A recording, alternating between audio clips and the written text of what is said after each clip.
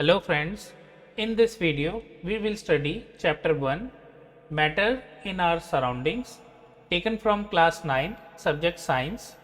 Let's start. As we look at our surroundings, we see a large variety of things with different shapes, sizes and textures. Everything in this universe is made up of material which scientists have named matter. The air we breathe, the food we eat, stones, clouds, stars, plants and animals, even a small drop of water or a particle of sand, everything is matter. We can also see as we look around that all the things mentioned above occupy space and have mass. In other words, they have both mass and volume. The SI unit of mass is kilogram, kg. The SI unit of volume is cubic meter, meter cube. The common unit of measuring volume is liter, L, such that 1 liter is equal to 1 decimeter cube. 1 liter is equal to 1000 ml and 1 ml is equal to 1 centimeter cube. Since early times, human beings have been trying to understand their surroundings. Early Indian philosophers classified matter in the form of 5 basic elements. The Panch Tattva: air, earth, fire, sky and water. According to them, everything, living or non-living, was made up of these 5 basic elements. Ancient Greek philosophers had arrived at a similar classification of matter. Modern day scientists have evolved 2 types of classification of matter based on their physical properties and chemical nature. In this chapter, we shall learn about matter based on its physical properties. Chemical aspects of matter will be taken up in subsequent chapters. 1.1 Physical nature of matter. Matter is made up of particles. For a long time, 2 schools of thought prevailed regarding the nature of matter. One school believed matter to be continuous like a block of wood, whereas the other thought that matter was made up of particles like sand. Let us perform an activity to decide about the nature of matter. Is it continuous or particulate? Activity 1.1. Take a 100 ml beaker. Fill half the beaker with water and mark the level of water. Dissolve some salt or sugar with the help of a glass rod. Observe any change in water level. What do you think has happened to the salt? Where does it disappear? Does the level of water change? In order to answer these questions, we need to use the idea that matter is made up of particles. What was there in the spoon? Salt or sugar has now spread throughout water. This is illustrated in figure 1.1. Figure 1.1. When we dissolve salt in water, the particles of salt get into the spaces between particles of water. Particles of water magnified millions of times. This is water. We have added salt here. So this is the salt. After stirring, the particles of salt gets into the spaces between particles of water. How small are these particles of matter? Activity 1.2. Take 2 to 3 crystals of potassium permanganate and dissolve them in 100 ml of water. Take out approximately 10 ml of this solution and put it into 90 ml of clear water. Take out 10 ml of this solution and put it into another 90 ml of clear water. Keep diluting the solution like this 5 to 8 times. Is the water still colored? Figure 1.2. Estimating how small are the particles of matter. With every dilution, though the color becomes light, it is still visible. This experiment shows that just a few crystals of potassium permanganate can color a large volume of water, about 1000 liters. So we conclude that there must be millions of tiny particles in just one crystal of potassium permanganate, which keep on dividing themselves into smaller and smaller particles. The same activity can be done using 2 ml of Dettol instead of potassium permanganate. The smell can be detected even on repeated dilution. The particles of matter are very small. They are small beyond our imagination. 1.2 Characteristics of particles of matter. Particles of matter have space between them. In activities 1.1 and 1.2, we saw that particles of sugar, salt, Dettol or potassium permanganate got evenly distributed in water. Similarly, when we make tea, coffee or lemonade, Nibu Pani, particles of one type of matter get into the spaces between particles of the other. This shows that there is enough space between particles of matter. Particles of matter are continuously moving. Activity 1.3. Put an unlit incense stick in a corner of your class. How close do you have to go near it so as to get its smell? Now light the incense stick. What happens? Do you get the smell sitting at a distance? Record your observations. Activity 1.4. Take two glasses or beakers filled with water. Put a drop of blue or red ink slowly and carefully along the sides of the first beaker and honey in the same way in the second beaker. Leave them undisturbed in your house or in a corner of the class. Record your observations. What do you observe immediately after adding the ink drop? What do you observe immediately after adding a drop of honey? How many hours or days does it take for the color of ink to spread evenly throughout the water? Activity 1.5. Drop a crystal of copper sulfate or potassium permanganate into a glass of hot water and another containing cold water. Do not stir the solution. Allow the crystals to settle at the bottom. What do you observe just above the solid crystal in the glass? What happens as time passes? What does this suggest about the particles of solid and liquid? Does the rate of mixing change with temperature? Why and how? From the above three activities 1.3, 1.4 and 1.5, we can conclude the following. Particles of matter are continuously moving. That is, they possess what we call the kinetic energy. As the temperature rises, particles move faster.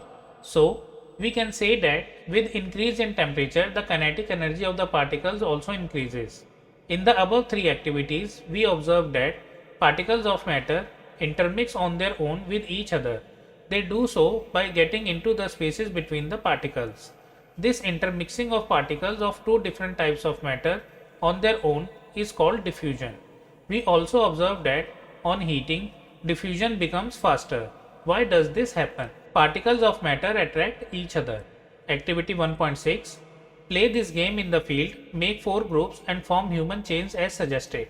The first group should hold each other from the back and lock arms like Hidu Mishmi dancers. Figure 1.3.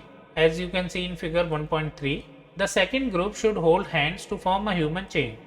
The third group should form a chain by touching each other with only their fingertips. Now, the fourth group of students should run around and try to break the 3 human chains one by one into as many small groups as possible. Which group was the easiest to break? Why? If we consider each student as a particle of matter, then in which group the particles held each other with the maximum force? Activity 1.7. Take an iron nail, a piece of chalk and a rubber band. Try breaking them by hammering, cutting or stretching. In which of the above 3 substances do you think the particles are held together with greater force? In iron nail, the particles are held together with greater force. Activity 1.8. Take some water in a container. Try cutting the surface of water with your fingers. Were you able to cut the surface of water? What could be the reason behind the surface of water remaining together? The above 3 activities 1.6, 1.7 and 1.8 suggest that particles of matter have force acting between them. This force keeps the particles together. The strength of this force of attraction varies from one kind of matter to another. Questions. Question 1. Which of the following are matter?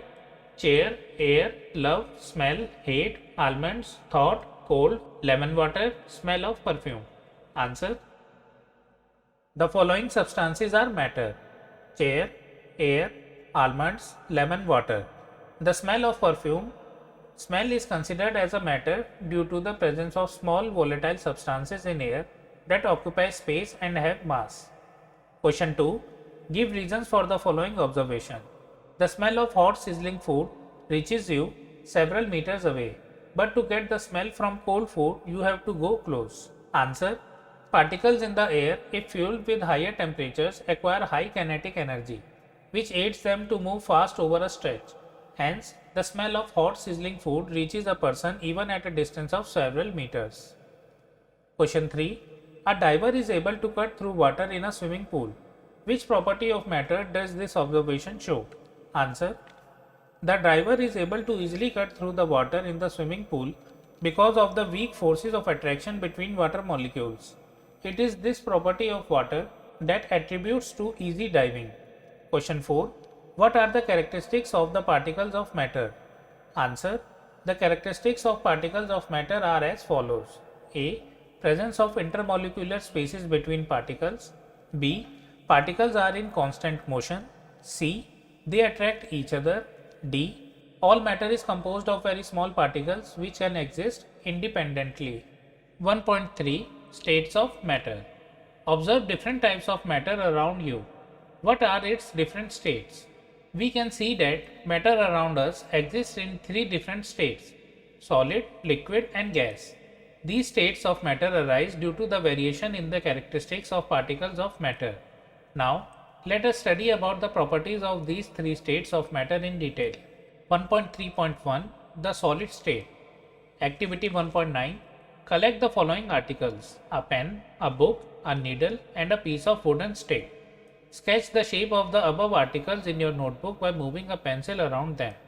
Do all these have a definite shape, distinct boundaries and a fixed volume? What happens if they are hammered, pulled or dropped? Are these capable of diffusing into each other? Try compressing them by applying force. Are you able to compress them? All the above are examples of solids. We can observe that all these have a definite shape, distinct boundaries and fixed volumes, that is, have negligible compressibility. Solids have a tendency to maintain their shape when subjected to outside force. Solids may break under force, but it is difficult to change their shape, so they are rigid. Consider the following. A. What about a rubber band? Can it change its shape on stretching? Is it a solid? B. What about sugar and salt? When kept in different jars, these take the shape of the jar. Are they solid? What about a sponge? It is a solid, yet we are able to compress it. Why? All the above are solids, as a rubber band changes shape under force and regains the same shape when the force is removed. If excessive force is applied, it breaks. The shape of each individual sugar or salt crystal remains fixed, whether we take it in our hand, put it in a plate or in a jar. A sponge has minute holes in which air is trapped.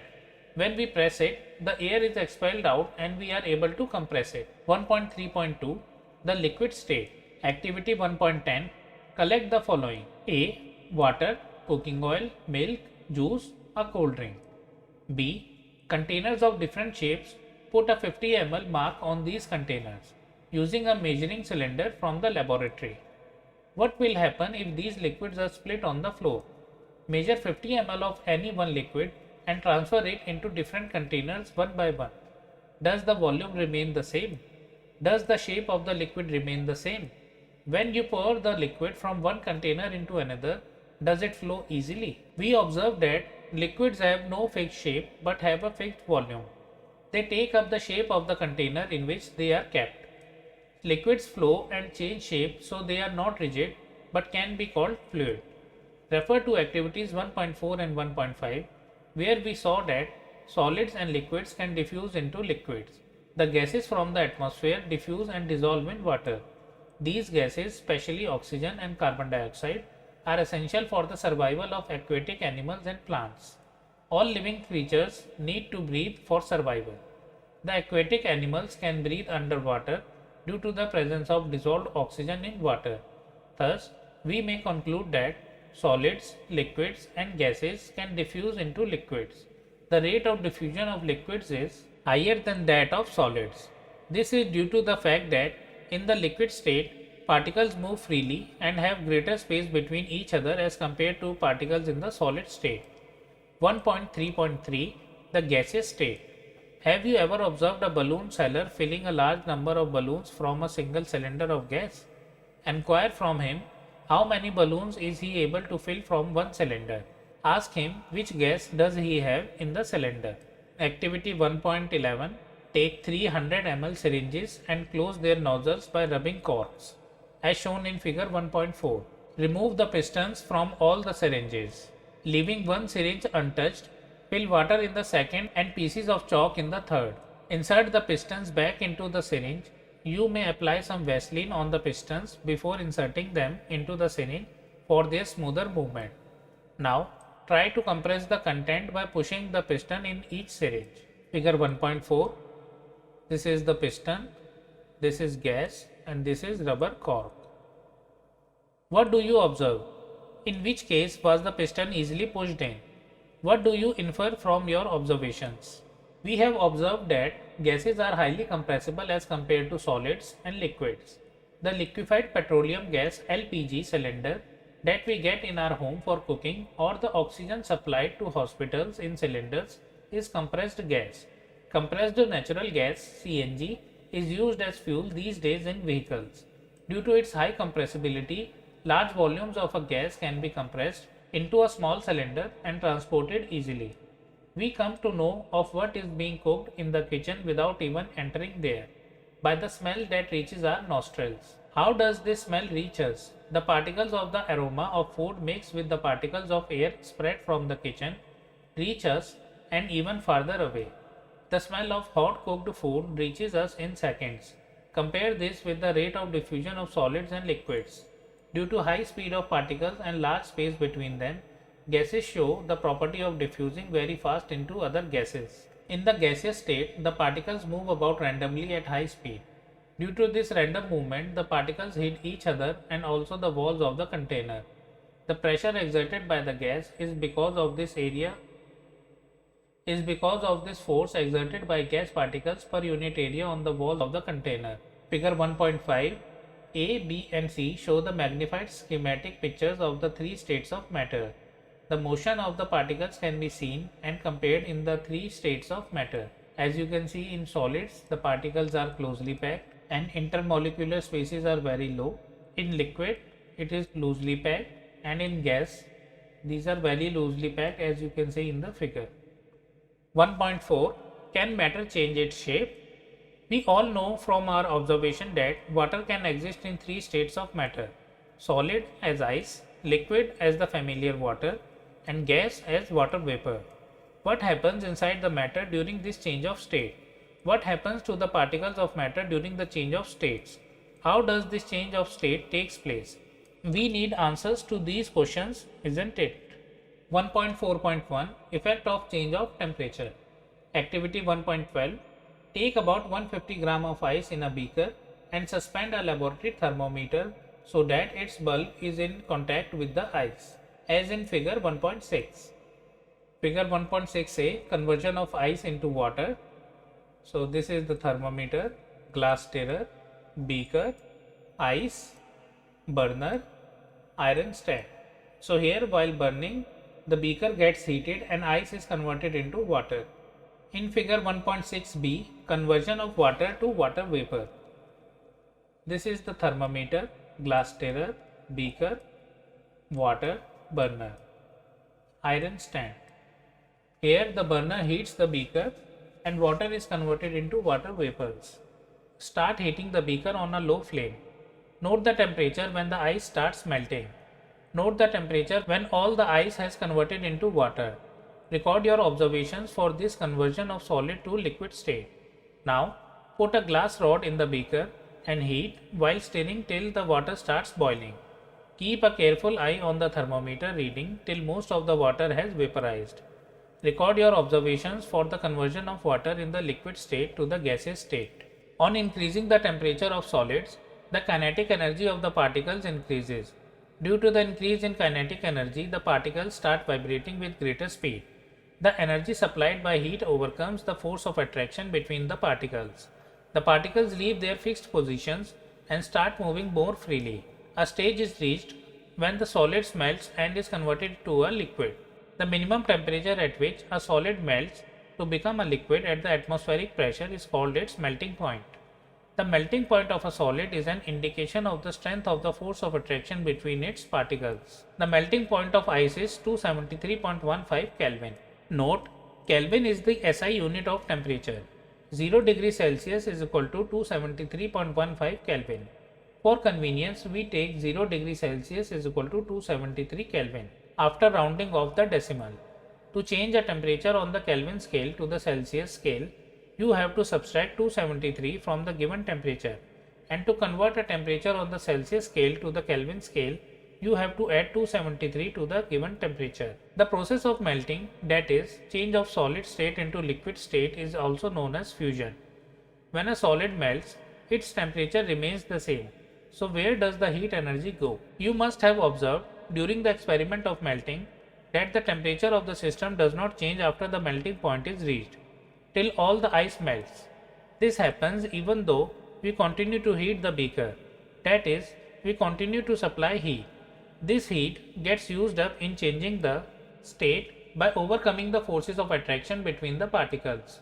As this heat energy is absorbed by ice without showing any rise in the temperature, it is considered that it gets hidden into the contents of the beaker and is known as the latent heat. The word latent means hidden. The amount of heat energy that is required to change 1 kg of a solid into liquid at atmospheric pressure at its melting point is known as the latent heat of fusion. So, particles in water at 0 degree Celsius, that is 273 Kelvin, have more energy as compared to particles in ice at the same temperature. When we supply heat energy to water, particles start moving even faster. At a certain temperature, a point is reached when the particles have enough energy to break free from the forces of attraction of each other. At this temperature, the liquid starts changing into gas. The temperature at which a liquid starts boiling at the atmospheric pressure is known as its boiling point. Boiling is a bulk phenomenon. Particles from the bulk of the liquid gain enough energy to change into the vapor state. For water, this temperature is 373 Kelvin. 100 degrees Celsius is equal to 273 plus 100 is equal to 373 Kelvin. Can you define the latent heat of vaporization? Do it in the same way as we have defined the latent heat of fusion. Particles in steam, that is, water vapor at 373 Kelvin or 100 degrees Celsius have more energy than water at the same temperature. This is because particles in steam have absorbed extra energy in the form of latent heat of vaporization. Solid state to liquid state after heating, then from liquid state to gaseous state after heating, and when we go backwards from gaseous state to liquid state after cooling, and from liquid state to solid state after cooling. So, we infer that the state of matter can be changed into another state by changing the temperature. We have learned that substances around us change state from solid to liquid and from liquid to gas on application of heat. But there are some that change directly from solid state to gaseous state and vice versa without changing into the liquid state. Activity 1.13. Take some camphor, crush it and put it in a china dish. Put an inverted funnel over the china dish. Put a cotton plug on the stem of the funnel as shown in figure 1.7. Figure 1.7, sublimation of camphor, cotton plug, inverted funnel, camphor solidified, china dish, burner, camphor vapors. These are the camphor vapors. Now heat slowly and observe. What do you infer from the above activity? A change of state directly from solid to gas without changing into liquid state is called sublimation, and the direct change of gas to solid without changing into liquid is called deposition. 1.4.2 Effect of change of pressure. We have already learned that the difference in various states of matter is due to the difference in the distances between the constituent particles. What will happen when we start putting pressure and compress a gas enclosed in a cylinder? Will the particles come closer? Do you think that increasing or decreasing the pressure can change the state of matter? Figure 1.8. By applying pressure, particles of matter can be brought close together. This is a cylinder and this is a piston. Applying pressure and reducing temperature can liquefy gases. Have you heard of solid carbon dioxide, CO2? It is stored under high pressure. Solid CO2 gets converted directly into gaseous state on decrease of pressure to 1 atmosphere without coming into liquid state. Atmosphere, that is ATM, is a unit of measuring pressure exerted by a gas. The unit of pressure is Pascal, PA. 1 atmosphere is equal to 1.01 into 10 to the power 5 Pascal. The pressure of air in atmosphere is called atmospheric pressure. The atmospheric pressure at sea level is 1 atmosphere and is taken as the normal atmospheric pressure. This is the reason that solid carbon dioxide is also known as dry ice. Thus, we can say that pressure and temperature determine the state of a substance, whether it will be solid, liquid or gas. Figure 1.9, interconversion of the 3 states of matter. So when we go from solid to liquid, we have fusion. When we go from liquid to gas, we get vaporization. When we go from gas to solid, we get deposition. And when we reverse the cycle, when we go from liquid to solid, we get solidification. When we go from solid to gas, we get sublimation.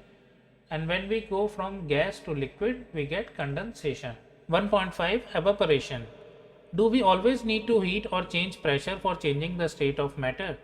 Can you quote some examples from everyday life where change of state from liquid to vapor takes place without the liquid reaching the boiling point? Water, when left uncovered, slowly changes into vapor. Wet clothes dry up. What happens to water in the above two examples? We know that particles of matter are always moving and are never at rest. At a given temperature in any gas, liquid or solid, there are particles with different amounts of kinetic energy. In the case of liquids, a small fraction of particles at the surface having higher kinetic energy is able to break away from the forces of attraction of other particles and gets converted into vapor. This phenomenon of change of liquid into vapors at any temperature below its boiling point is called evaporation. 1.5.1 Factors affecting evaporation. Let us understand this with an activity. Activity 1.14. Take 5 ml of water in a test tube and keep it near a window or under a fan. Take 5 ml of water in an open china dish and keep it near a window or under a fan.